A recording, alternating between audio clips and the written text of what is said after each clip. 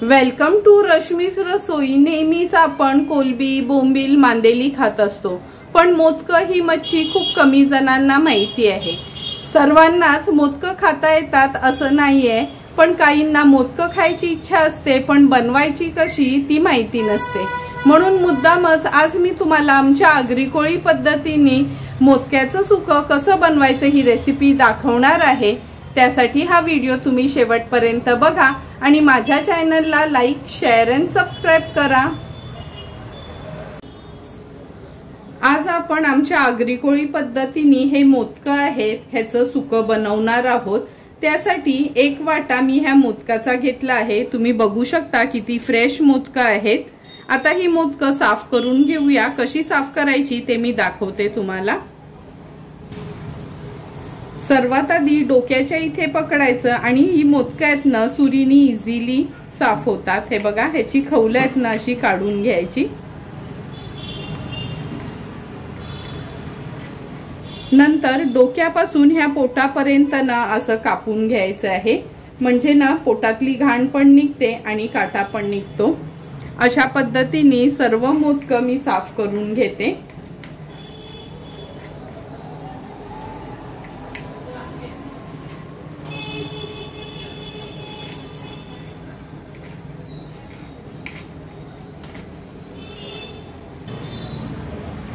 तुम्ही बघू शकता सगळी मोदकं आपण साफ करून स्वच्छ धुवून घेतली आहेत। नंतर 2 टेबलस्पून तेल वापरणार आहोत कालवणासाठी। 2-3 कोकमाची टापं घेतलीत, 3 ते 4 हिरव्या मिरच्या, नंतर 15 ते 20 आपण ह्या लसणाच्या पाकळ्या सोलून घेतल्या आहेत। एक छोटासा आल्याचा तुकडा, अर्धा चमचा हळद, 2 चमचे आपला हा घरचा आगरी कोळी मसाला आणि चवीप्रमाणे मीठ वापरणार आहोत।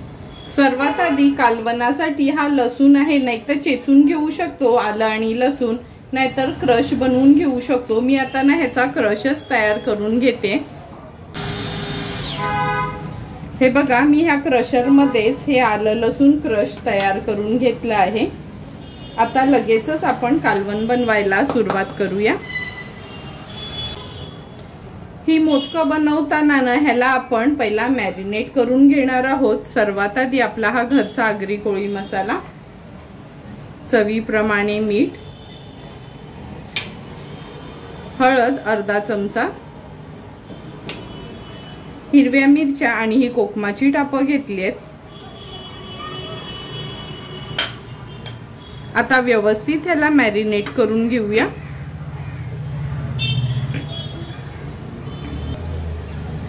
हे बघा, व्यवस्थित मॅरिनेट करून घेतली आहेत। आता आपण लगेचच कालवण बनवायला सुरुवात करूया। मोदकाचं कालवण बनवण्यासाठी आपण गॅसवर हे एक पातेलं ठेवलं आहे। 2 टेबलस्पून एवढं तेल घ्यायचंय। तेल पण छान गरम झालं आहे। फोडणीला आपण हे आलं लसूणचं क्रश ऍड करूया।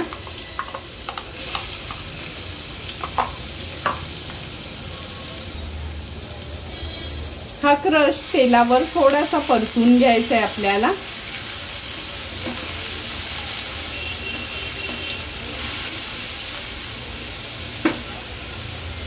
परतून झालं की हे मॅरिनेट केलेली मोदकं आहेत ना ही ह्याच्यात घालूया।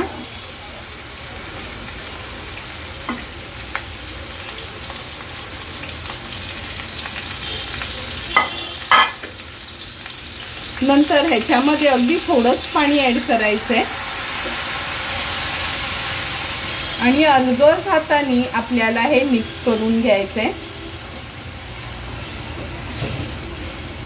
ही मोदकं आहेत ना थोडी थपथपीतच खायला चांगली वाटतात, म्हणून जास्त पाणी ऍड करायचं नाही।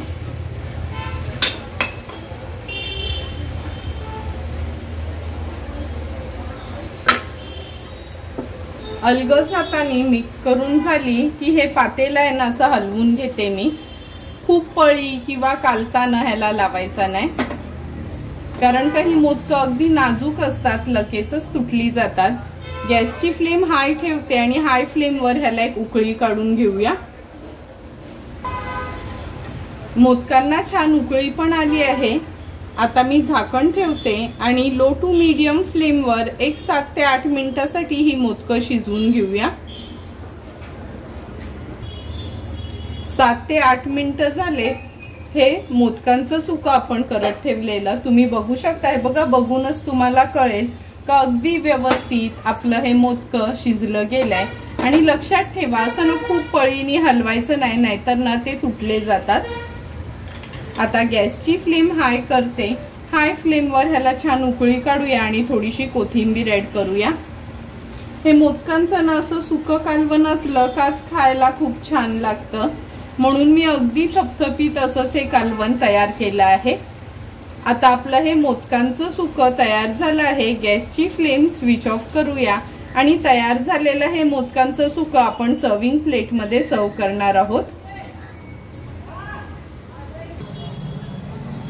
सुंदर असं तयार झालेलं आपलं हे मोदकांचं सुकं आपण ह्या सर्विंग प्लेटमध्ये सर्व करून घेतोय.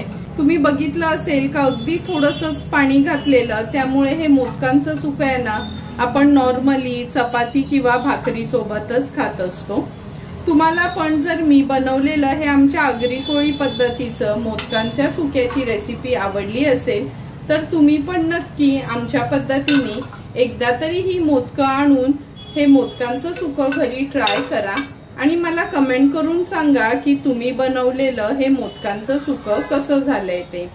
जर तुम्हाला मी बनवलेल्या ह्या मोदक्यांच्या सुक्याचा व्हिडिओ आवडला असेल तर नक्की माझ्या चॅनलला तुम्ही लाईक, शेअर अँड सबस्क्राईब करा. Thank you for watching my video.